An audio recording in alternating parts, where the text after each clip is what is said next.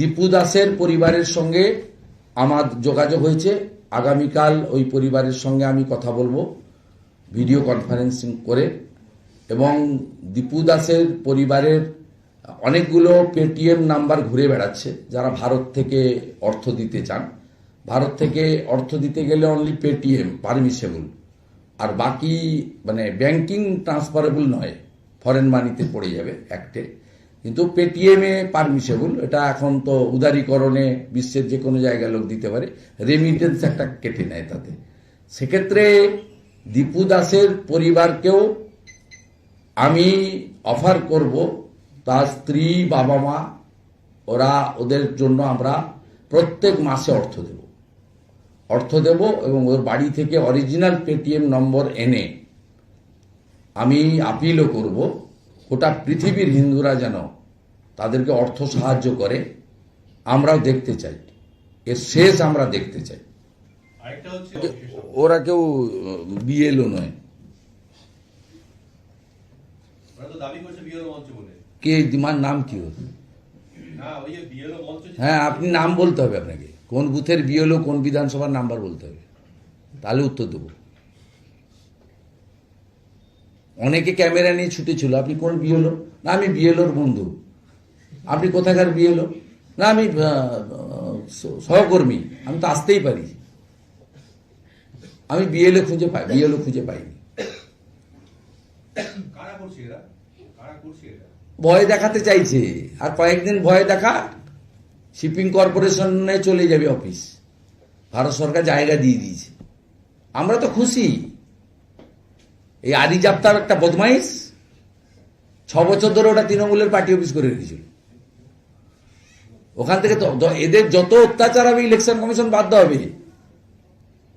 এরা যত নোংরামি করবে কেন্দ্রীয় বাহিনী তত তাড়াতাড়ি আসতে বাধ্য হবে।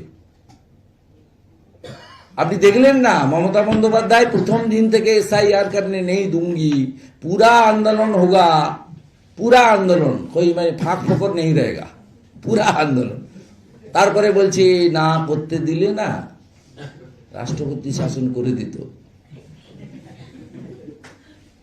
ঠেলায় না পড়লে বিড়াল গাছে ওঠে না। দাদা প্রায় 29 দিন হলো দাদা করবে না, হুমায়ুন কবিরও করবে না, আর মমতা ব্যানার্জিও করবে না। এ টিমও করবে না, বি টিমও করবে না। দুজনের এজেন্ডা একদম সেম।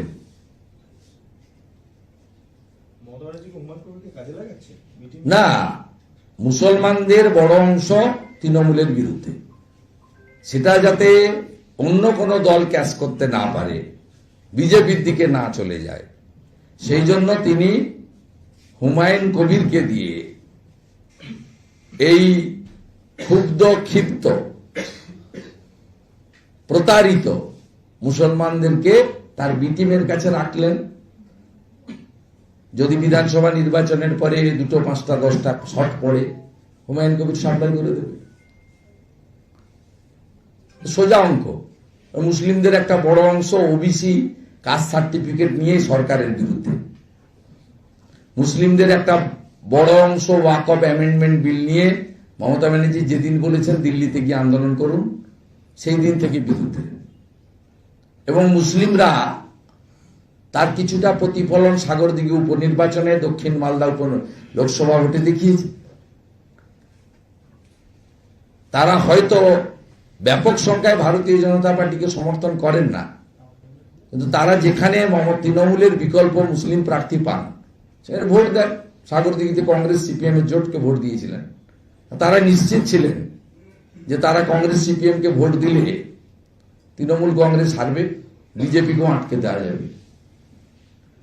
একইভাবে দক্ষিণ মালদায় তারা সুচিন্তিতভাবে ভোট দিয়েছেন কংগ্রেসকে, ঈশা খান চৌধুরীকে। তৃণমূলকে রুখে দিবেন, বিজেপিকে জিততে দেবেন না। এটা তো কমপ্লিটলি যে মুসলিমরা ক্ষুব্ধ ক্ষিপ্ত হয়েছে।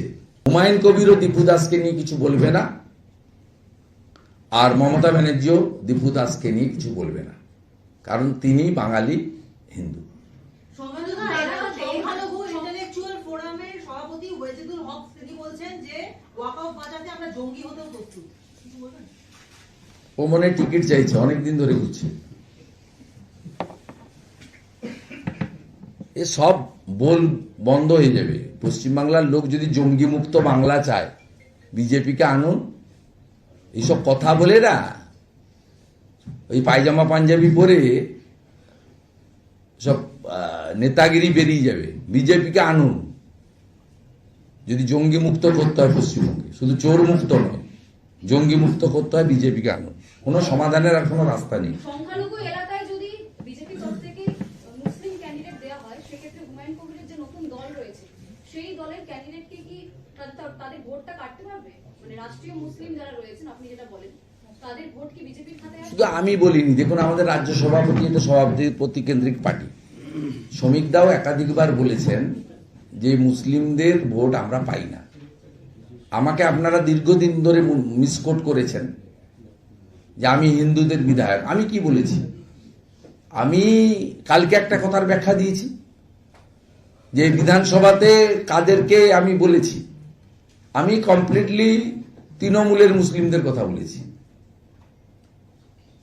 তৃণমূলের মুসলিমদের কথা বলেছি, সমগ্র জনগোষ্ঠীর কথা বলিনি। তারপরে আরে একটা কথারও আমি ক্লিয়ার ব্যাখ্যা দিয়েছি, যে যেটা শ্রমিক দাও বলেছেন যে আমরা মুসলিমদের ভোট পাই না। আমি কোথাও বলিনি চাই না। আমি নন্দীগ্রামে দাঁড়িয়ে বলেছি আমাকে হিন্দুদের বেশি করে দেখতে হবে, কারণ হিন্দুদের ভোটেই আমি মমতা ব্যানার্জিকে হারিয়েছি। আমি 1,10,000 একটু কম ভোট পেয়েছি, মমতা ব্যানার্জি 1,08,000 ভোট পেয়েছে। মমতা ব্যানার্জির ভোটের 64,000 হিন্দু ভোটের মুসলিম ভোটের মধ্যে যে 62,000 ভোট পোল হয়েছিল, তার মধ্যে 1200 ভোট সিপিএম পেয়েছিল মীনাক্ষী মুখার্জি। আমি পেয়েছিলাম অনলি 400। আমি জিতেছি 1956 ভোটে। আমাকে হিন্দুরা জিতিয়েছে। আমার ক্ষমতা কম, আমি বিধায়ক। 70 লক্ষ টাকা মাত্র বিউপিতে বছরে পাওয়া যায়। তা আমাকে যারা ভোট দিয়েছে তারা 99% হচ্ছে হিন্দু। আমাকে তাদেরকে আগে দেখতে হবে। আমার যদি অসীম ক্ষমতা থাকতো সবাইকে দেখতাম। এই অর্থে আমি বলেছি আমাকে হিন্দুদের আগে দেখতে হবে।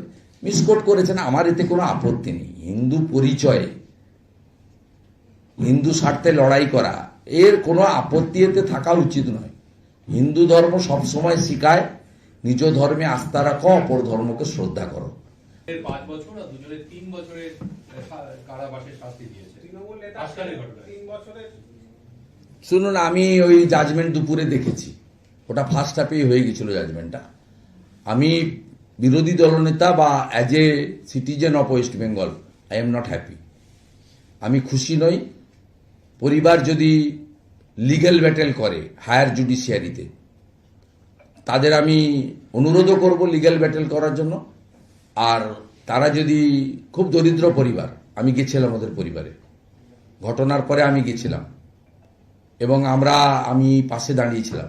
ওই এলাকার এমএলএও ভারতীয় জনতা পার্টি। তা আমরা পরিবারকে বলবো যদি লিগ্যাল ব্যাটেল করার জন্য সিনিয়র কোনো লয়ার দরকার হয়, বিজেপি লিগ্যাল টিম থেকেও দেওয়া যেতে পারে। আর ওরা যদি পছন্দের লয়ার দেয় প্রফেশনালি, সেক্ষেত্রে লিগ্যাল ব্যাটেলের যে ফাইন্যান্সিয়াল ইনভলভমেন্ট হবে, ওরা যদি এগ্রি করে আমরা ওদের পাশে দাঁড়াবো। আমি অন্তত ওদের পাশে দাঁড়াবো। আমাদের ভিডিও ভালো লাগলে লাইক আর শেয়ার করুন। কমেন্ট সেকশনে গিয়ে জানান আপনাদের মতামত। আরও ভিডিও পেতে আমাদের চ্যানেল এখনই সাবস্ক্রাইব করুন এবং প্রতি মুহূর্তের খবরের আপডেট পেতে প্রেস করুন বেল আইকন।